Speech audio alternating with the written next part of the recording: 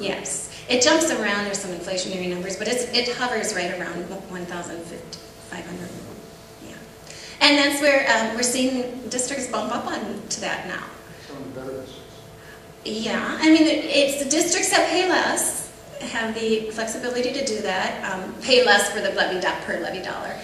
There are some districts that I'm amazed at how much the citizens are willing to pay. You know, they're down at the bottom in property wealth, but they do vote yes.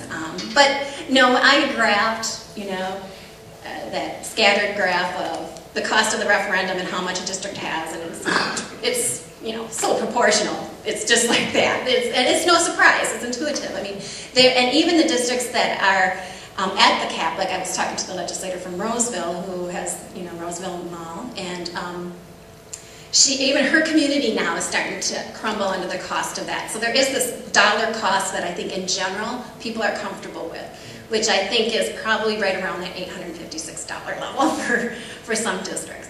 And so the big thing that we would like to see is that general ed levy come back and lower that operating referendum so that we have that uniformity.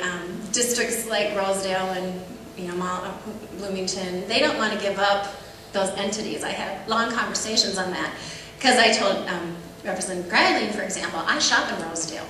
You know, I live in Lino Lakes. My kids go to Centennial. I shop in Rosedale. Why is my consumer dollar that goes to property taxes only benefiting the kids in Rosedale or Roseville? Why is that? Unless the business plan of these businesses is only to sell in Roseville, then I think that's a state asset. And now you'll never get people who have those, but that's the concept of the general ed levy is the businesses that thrive in America or in Minnesota thrive because of a lot of state issues that make them thrive. Our good university system, our good K-12 public system, our transportation system. So, you know, that's a struggle that we have, that we need to get that general ed levy back. So it's fair. Is it a fair comparison that when you're looking at operating levies that you should look at same amount of pupils too? And again, I'm going out, and I'm from Western Minnesota originally, and I know they're I want to say $2,500. Yeah, but there are there's some fewer kids and more property. So is it fair to say, help me out with that? Well, actually, that sparsity categorical for the really small school districts kicks in a lot of money. So the state, on average, compensates for that. So I don't think that necessarily justifies just because you're a very, very small district and you can't have efficiencies that you should be able to have a higher referendum. That's because the state in a way handles that. I mean, when I look at the revenue that's generated through the sparsity categorical, it's significant. If they were grandfathered in, if they're over 15. Yeah, you know, there's something, and I'm not really sure on the law of that. Take a look out there. I know, I've got a list of $2,500, and I know of one. Oh yeah, I got a list. I printed it up today of all the referendum, and there's 2,500 down to 0, and there's not a lot at that high, but enough where you go, what's going on here? So.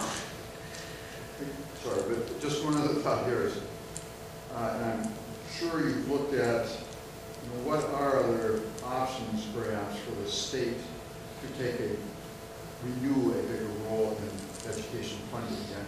Of course, they're just looking at these huge deficit dollars, and I can believe they just can't do it.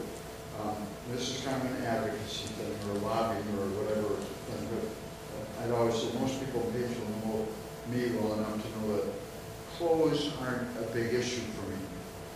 And yet I have a 20-year-old daughter and a wife, and I don't mean to stereotype women, but I have more clothes in my closet than I can possibly wear for the next 3 lives. They have enough clothes in their closets that they can possibly wear them out in the next 100 lives. Why the hell doesn't Minnesota have a sales tax on clothes? Well, there's a couple. What a funny, and just one final thing. The arts and the environment, did this incredible magic bonding here, and easily got the state to pass a sales tax increase. Well, the promise of great environment, the promise of great arts. And, in the same vein, what's what is it, 6.875% sales tax on clothes that people don't need. You know, well, what about people who need them? Well, great, don't tax it on Goodwill clothes or on whatever, on a certain level, I don't care. But what a source of funding, I know it's. Well, no, actually, in the C platform, we do call for a couple constitutional amendments for a dedicated funding stream for education. Yeah, and it is amazing to me that they call it the Arts and Parks Legacy Fund, that Minnesotans overwhelmingly voted yes to increase their and we would think that education should be, I don't know if it should be, but it really is a state priority. It should have some dedicated funding to it. We'd like to see that. As far as the sales tax expansion too, I think, you know, they're looking at that. The appetite at the legislature is no increases on nothing. Okay, so, but if you can expand it, you know, because when the sales tax was instigated, what we spent our money on was goods. It was like 70% of what we spent our money in Minnesota went to goods and 30% went to services. Well, now it's flipped. 70% of what we spend our money on is services and only 30% on goods. So why aren't we taxing services? Maybe lower the tax rate in general. These are all ideas that are constantly kicked around. It's not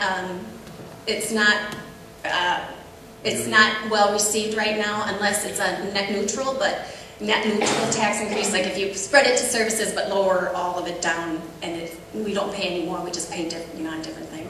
Clothing too, the chair of the tax committee for the last few years is a representative from Bloomington, and Mall America does not want to increase that. So there's always some political motivation as well. So I agree, we always try to get those and we get pockets of agreeing with it, but that's not going very far right now.